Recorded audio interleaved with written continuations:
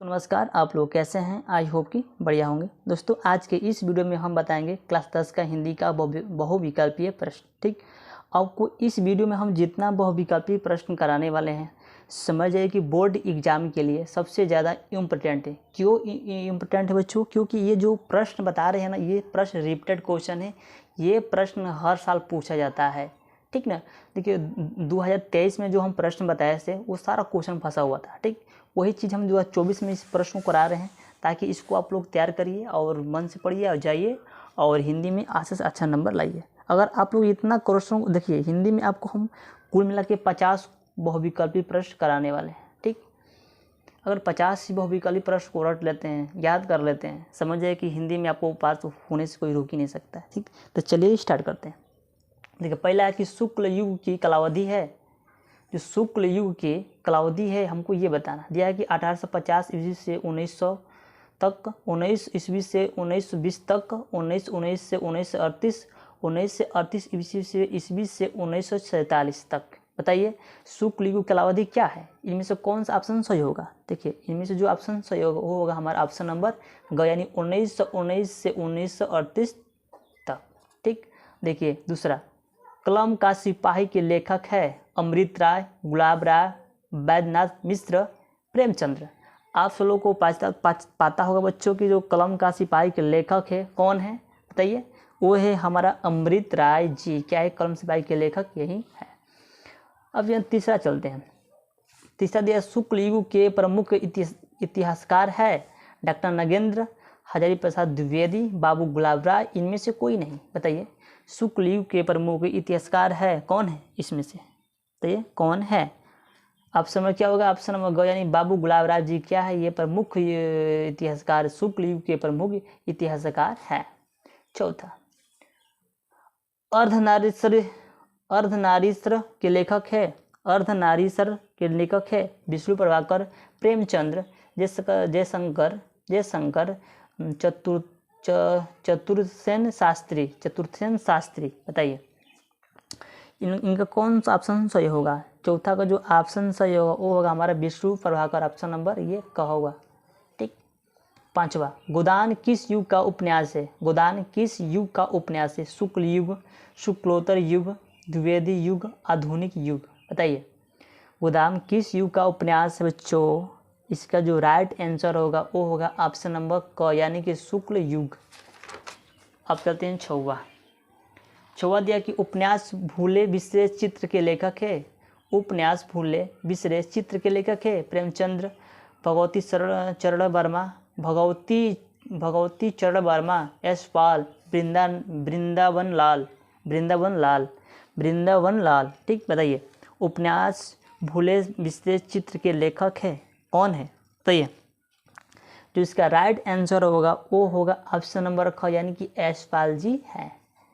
सातवां, त्यागपत्र किसकी विधा की रचना है? त्यागपत्र किसकी विधा की रचना है? जीवनी, उपन्यास, नाटक, निबंध। बताइए, त्यागपत्र किसकी विधा की रचना है बच्चों?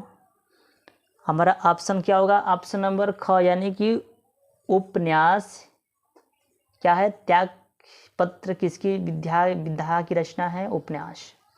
ठीक है, ध्रुव श्यामणी नाटक के लेखक है हरे कृष्ण प्रेमी, जयशंकर प्रसाद, विष्णु प्रभाकर, धर्मवीर भारती।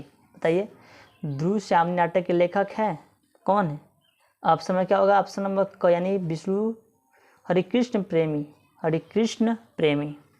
नौवा, मेरी आत्मकथा किसकी जीवनी के लेखक है? मेरी आत्मकथा जीवनी के लेखक है डॉक्टर राजेंद्र प्रसाद, डॉक्टर हजारी प्रसाद, जयशंकर प्रसाद, हरिवंश राय बच्चन।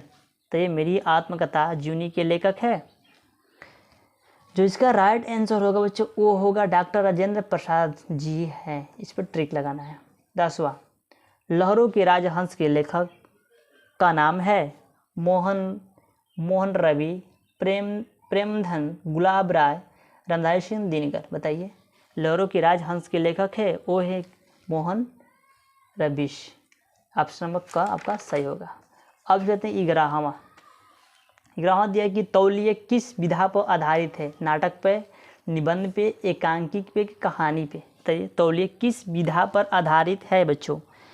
बताइए जो इसका राइट आंसर होगा वो होगा हमारा ऑप्शन नंबर एकांकिक, यानी कि ऑप्शन नंबर ग, ये आपका राइट आंसर होगा। ब्राह्मण, गेहूँ और गुलाब किसकी रचना है? रामविलास, रामवृक्ष बेनीपुरी, प्रेमचंद्र, महादेवी वर्मा। बताइए गेहूँ और गुलाब किसकी रचना है? आपको बताना है, वो होगा ऑप्शन नंबर ख, यानी रामवृक्ष बेनीपुरी।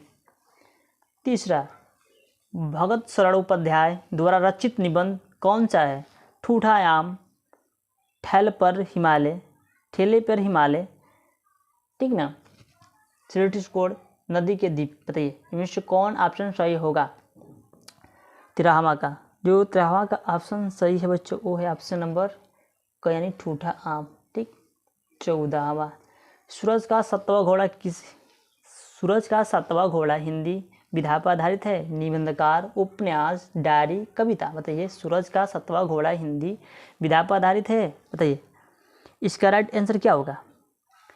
इसका राइट आंसर होगा क्या? उपन्यास, ठीक। देखिए रस मीमांसा के लेखक है आचार्य रामचंद्र शुक्ल, गुलाब राय, जयप्रकाश भारती, जयशंकर प्रसाद। जो रस मीमांसा के लेखक है वो है हमारा आचार्य रामचंद्र शुक्ल जी हैं, ठीक।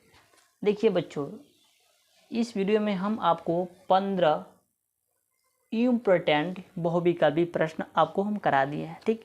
इस 15 बहुविकल्पी प्रश्न को अपने बुक पर लिखना है और घर पे पढ़ना है, इसको याद करना, ठीक ना। अब पढ़िए, हम आपको पढ़ाने के लिए हैं बच्चों, ठीक ना। हम जितना आप देखिए हम बता रहे हैं कि हम बहुविकल्पी हिंदी में बहुविकल्पी प्रश्न को हम 50 कराने वाले हैं। क्या ये 50 बहुविकल्पी प्रश्न आपको बोर्ड एग्जाम के लिए सबसे ज़्यादा इम्पोर्टेंट प्रश्न रहेगा, ठीक।